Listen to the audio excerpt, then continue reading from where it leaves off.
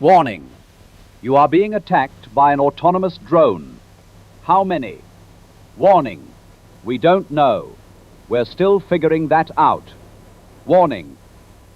You are running out of time. Listen closely. We will show you what to do to increase your chances for survival, for as long as we reasonably can. Don't worry, yet. That's just the surveillance drone. It goes ahead and scouts an area to locate targets and assess defenses. It's technically harmless, but what follows it isn't, and it's closing in on your location. Get to cover immediately.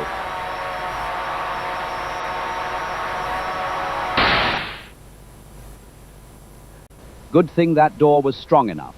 You bought yourself time. I will take this chance to explain. Listen carefully. What you just encountered was a pair of modified FPV drones. FPV, or first-person view drones, are cheap, lightweight, and extremely fast. Reaching speeds of up to 140 kilometers an hour, they are agile enough to strike a variety of targets, including static targets and moving vehicles. The motors give off a characteristic screech that sounds like this. Typically piloted by drone operators using VR goggles, they hunt and respond based on a real-time video feed. FPV drones are often deployed in a hunter-killer pair. Like a sniper team, one drone is responsible for surveillance, the other for pulling the trigger. Surviving that first strike is commendable. Good job. But your hiding spot is compromised. Other drones are incoming. You must move to a safe spot. Now. Your only chance is getting to the nearest city, somewhere that has a military presence. Jammers, anti-aircraft guns, missiles, bunkers. But you need to survive long enough to get there. Grab some gear, whatever you have on hand. Ski goggles, a helmet, and a thick leather jacket to shield you from debris or shrapnel from drone impacts. A small powder-based fire extinguisher can at least cover sensors or create a smoke screen. Done? Go. Get into a vehicle and drive as fast as possible. Wait, is that a chicken coop? Good. Destroy it and place it on top of that car. If you can't stay concealed, staying protected is the next best thing. Get in. Damn, that was quick. The drones above you are trailing a thin strand, up to 30 kilometers worth of fiber optic line. They must know that you are heading for the city. These drones don't rely on radio signals. They are hardwired to the operator. Impossible to jam. But they're louder, slower, and the wire can get tangled. Head for the forest. That's one. And that's two. Ouch. Are you alive? Good. You added a layer of protection that one drone could not get through. The car and chicken coop cover have bought you some time.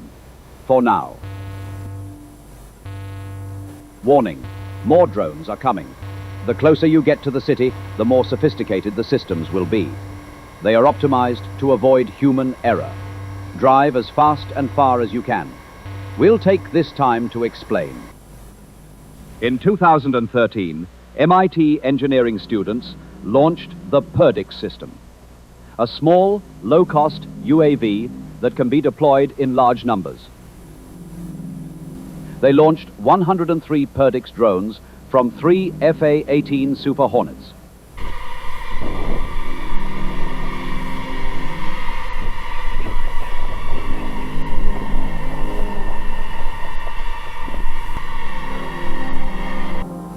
The drones operate with a distributed brain, allowing them to change conditions without centralized control. The Perdix drones share data, have no single leader, and reconfigure when drones are added or removed. By 2015, the Office of Naval Research revealed a low-cost UAV swarming technology, also known as Locust, a tube-based launcher for releasing small, unmanned, autonomous vehicles in rapid succession.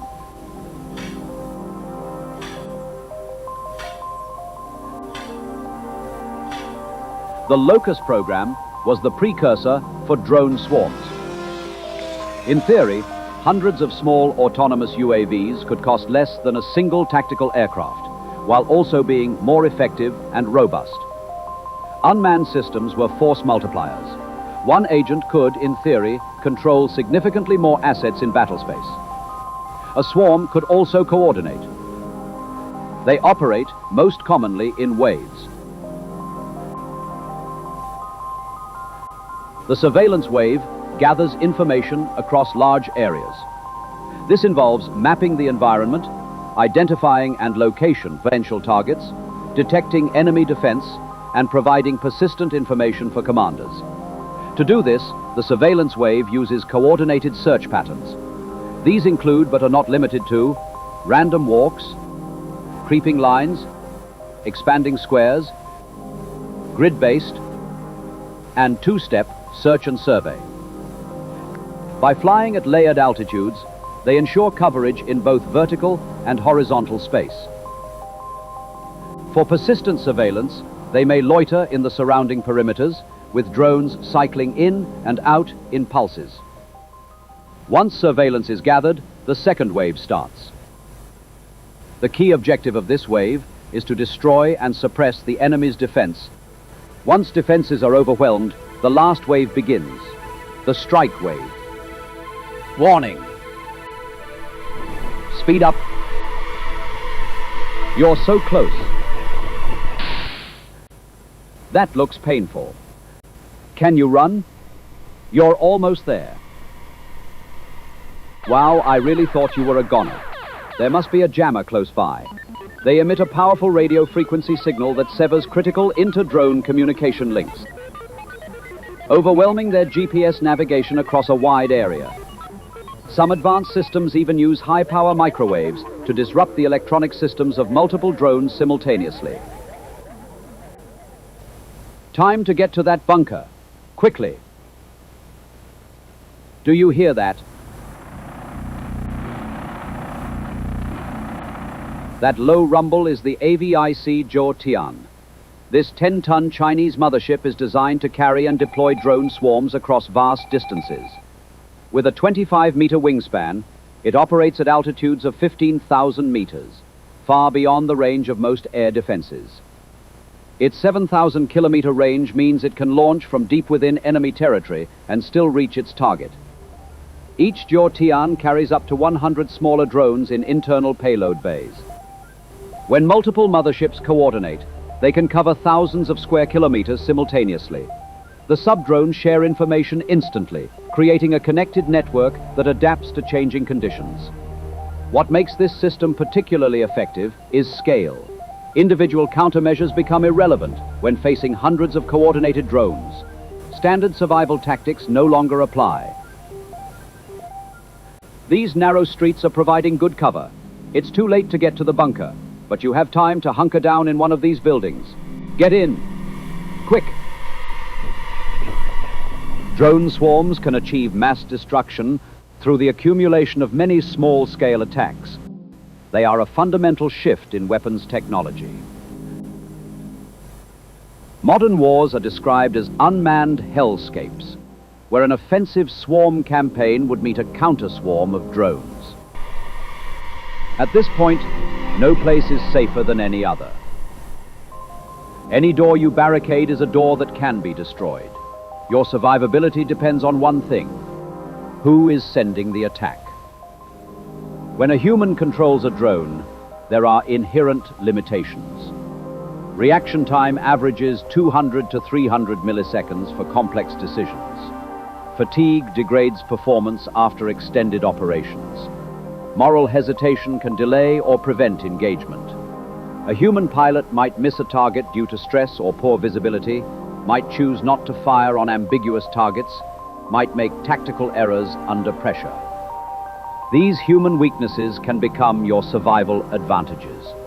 You can exploit predictable behavior patterns, confuse operators with decoys or unexpected movements, force them into situations where human judgment becomes a liability. But artificial intelligence operates by different rules. An AI can process visual data in microseconds.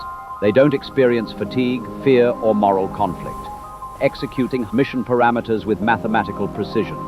If you are designated as a target, it will pursue you with unwavering focus,